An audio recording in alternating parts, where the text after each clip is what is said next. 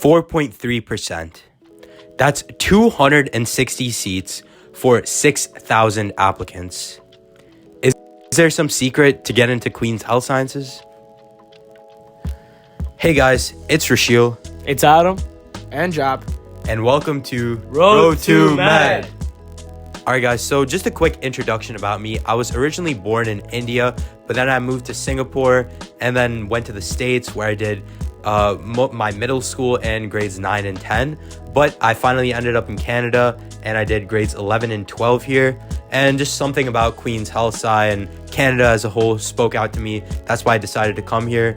And in high school, I finished with around a 97 average. Okay. And I'm born in the States, so I did a few years of schooling in the States. Then I came to Canada around 2011, so I've done most of my elementary, my middle, and my high school here.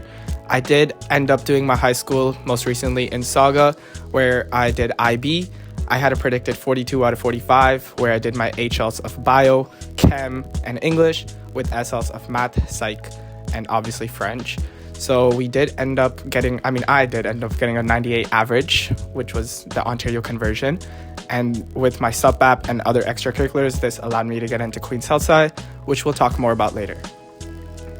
All right, so as of classes, I took basically like the pretty typical pre-med or like interested in pre-med workload. Like I took all the sciences, which is physics, chem, and bio, which I did both in grade 11 and grade 12. And then obviously English, and I did all maths, which is calc and vectors, advanced functions, and data management.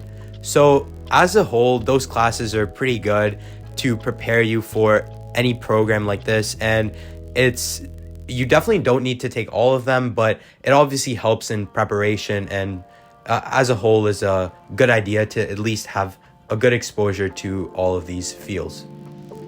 Yeah, so I personally, I didn't do physics and I didn't do data for a lot of my math and other sciences, but that was mostly because IB didn't allow me to do that.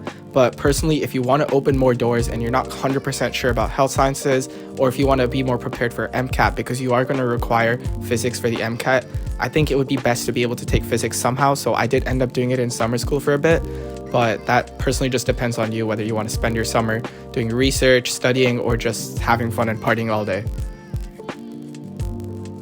All right, guys, now as of extracurriculars, I thought extracurriculars were pretty important in high school, and it's definitely a useful tool you can use to get into competitive programs like this. So personally for me, I did a lot of high school clubs. I was involved in HOSA, MedLife, and TEDx, and just a bunch of other clubs in high school, but those were kind of the main ones. And outside of school, I also did some research in McMaster and was part of the Hamilton Health Sciences Research Bursary Program.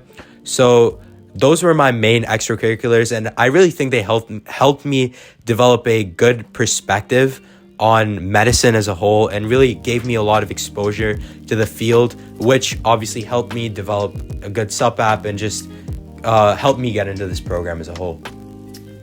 Yeah, unlike him, I wasn't always really prepared. So in grade 9, when I first started, I did only join a few extracurriculars. I knew they were very, very important because I was told to by a lot of upper years. They're like, always stay prepared. So I did end up joining HOSA and DECA, but I didn't get much done because most of the time I just wanted to go home and run video games with friends. But I would say personally, grade 9 and 10 is when you should first start joining extracurriculars. That way later in upper years, you can get your executive positions and always get everything done. So when COVID hit in grade 10, I didn't really have anything to do because all the extracurriculars were shut down.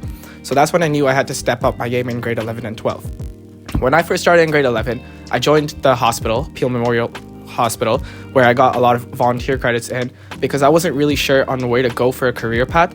So that's where the hospital really helped me in deciding where to go as a career path into health sciences. So I got that done. Then in grade 11 and 12, I got the higher executive positions where I was the vice president of HOSA, I was the president and founder of the STEM club, as well as the founder of the pre-med club. So obviously, while a lot of this stayed inside of my school, I did also end up joining an online internship in the States where I got a lot of experience, I would say, but this wasn't really health related. It was mostly because I wanted to build on my resume. But this always depends on you, whether you're interested on this research or whether it's just for your resume. Because I know for a fact that was just for my resume, but although it was very interesting, I would say don't do things just for the sake of it. Yeah, definitely, I agree. And ultimately, I think when you do extracurriculars, it's very important that you sort of develop a good knowledge of the things that are out there. And definitely you shouldn't be focusing on going too specific in your extracurriculars. Like, for example, even as a pre-med, you should still be doing things like DECA, which is more like business related, right? Or debate, because these things help you develop overall. And ultimately, all those things give you like a cumulative ability to make a good sup app and really tell a story in a way that allows you to get into competitive programs like this. All right, guys, now for the notorious sup app. Everybody dreads this part. Writing is always a pretty difficult thing, especially when you're like a STEM oriented kid, like for me personally. But yeah, so just a quick overview about how the process works. So Queens usually gives you a sup app when you submit your application and you get the access to the OUAC portal. And then you're able to see the 3 prompts that are given, and you just have to select 2 and write a response in the given amount of characters. Now, these prompts refresh every 30 days. So let's say you get your prompts in December, you don't submit it by January, you will have a different prompt, and you'll have to redo your sup app if you don't submit it within that 30-day time limit. Now, just for a few tips on our sup apps, like obviously we can't share our sup apps with you, but yeah, we'll just share a few tips. Yeah, so I mean, I did my sup app in the end of January because my prompts are going to reset, and I hadn't really looked at it because I was too busy focusing on school for my average. But I think the number one tip which allowed me to get into this program was looking at the rubric. You need to ensure you examine the rubric properly, because unlike Mac, Queens tells you what they want. And I feel like that is a really good part because you're given the exact steps to get a perfect sup app and get into this program.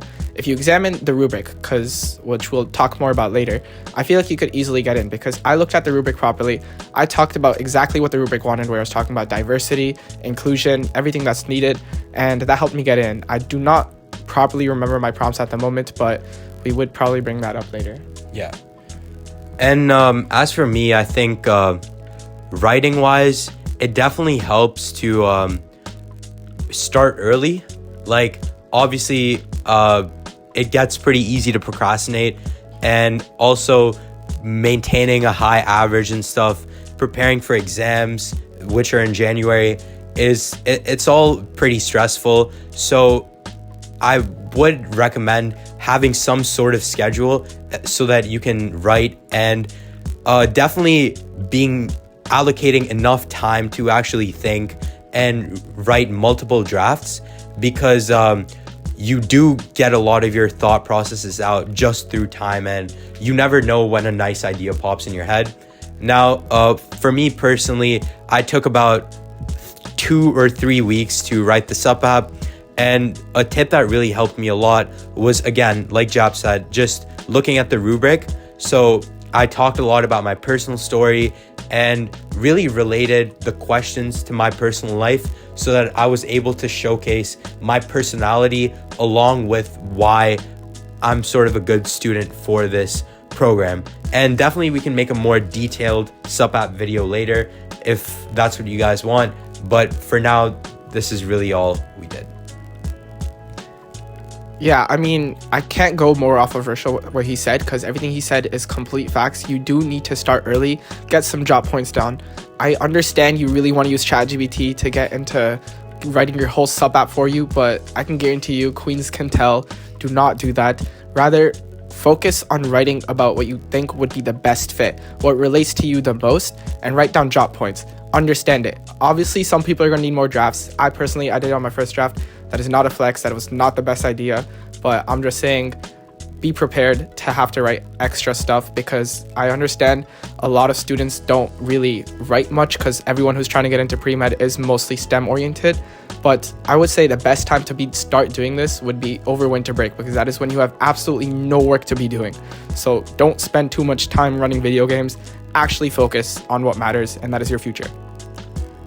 So, quick introduction. I am in the Queen's Life Science Biochemistry program, and I'm just going to go over a few things that went wrong in my QHS application. But before that, let me give you a quick backstory. So, I went to school in Toronto, all 4 years of high school, and I finished with about a 95% average. So with those, with my years of high school, or that grade 12 year, I took all the STEM related courses. So I took chem, bio, physics, and then for the maths, I took advanced calc. I also took English, French, and comp sci just as my other courses. So a really big thing about high school that I was really prepared for was that you need to have extracurriculars, and they are important. So I really tried getting in as quick as possible. I started in grade 9 with the student council, and then quickly continued until grade 12. I finished it all.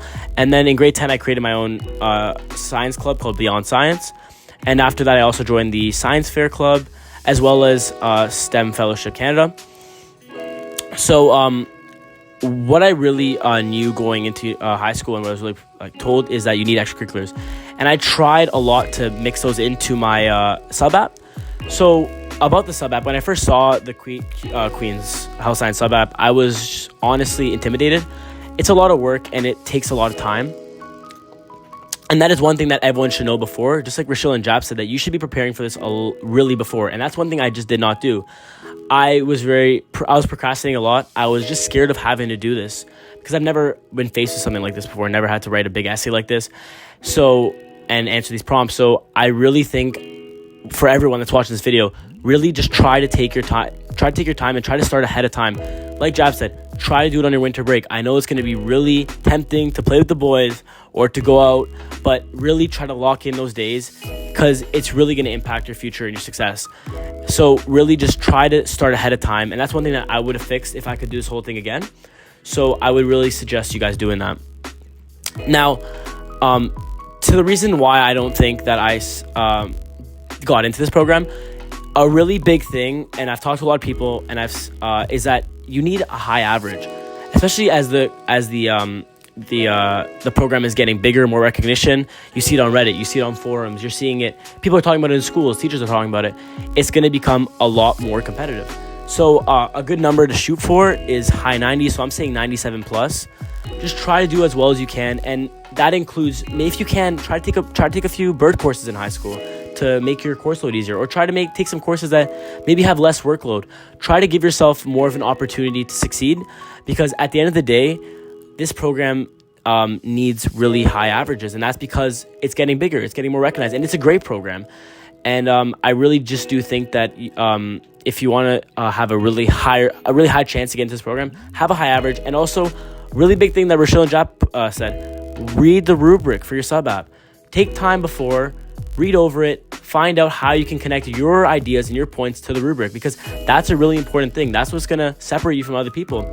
And by starting your rubric earlier and setting time to do it, you can really succeed, because they're giving you a formula. They're giving you all the steps you need, and you just have to connect and do it. So really take your time, read the rubric, connect your ideas, and try to just be really honest. That's a really big thing too. Be honest. They can read right through you at the end of the day. As much as you say and much as you try to fake, it's not going to work at the end of the day. You just try to be honest and try to be your raw self, because that's what they want in this program. They want honest people and true people. So really try to work on that. That's something that I would have done. So just at the end of the day, the last few things to summarize it is high average, try shoot 97 plus, really try to read the rubric and know what you're saying. And finally, you should really be starting this early and setting time for it. Maybe 1 hour a day. Just try something like that just to get the best results and to give yourself the best chance of getting into this program. All right, guys. So like Adam said, the average is a pretty big component of your Queen's application.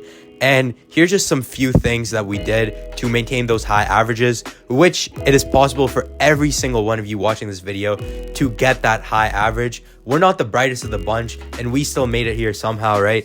So I guess what I would say is just definitely get to know your teacher a lot. Like, this strategy might seem like a bit weird, and it might make you hated on in your school because you'll be seen like looked at as a teacher's pet. But if you know your teachers well, they're more likely to give you the questions as practice and the concepts as practice that are going to be on your test, and that's just going to enable you to do so much better. And that's just one of the many ways it is to finesse around like any hard school system, not like JAP has to. Yeah, so I mean, unlike a lot of mainstream kids, I personally with IB, we couldn't be able to do that because we had our final IB exams coming from the middle of nowhere. I don't know if it came from Australia or the UK. So I couldn't really be able to get to know my IB examiners from across the world.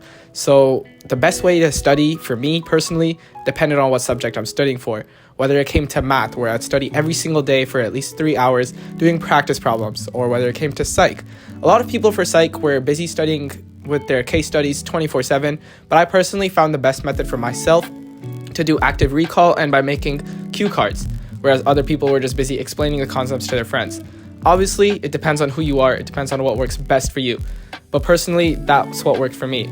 Whereas for the sciences, whether this is chemistry or bio, practice problems are for sure the way to go, because when it comes to your paper ones, multiple choice, always be doing question banks. Best thing to do. I'm guaranteeing you, you are most likely going to find similar questions on the final exam as well for your paper 2s and paper 3s.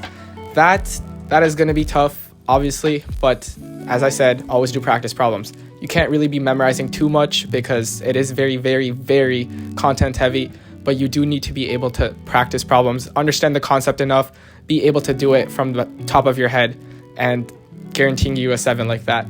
French, on the other hand, that just depends on your skills. I did French immersion, so it was my personal preference to just not have to study much because I already knew about it.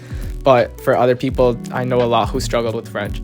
So obviously, studying methods, tips, I didn't have too many to share with you guys because I did IB, so active recall and cue cards and practice problems. Those are the way to go for me.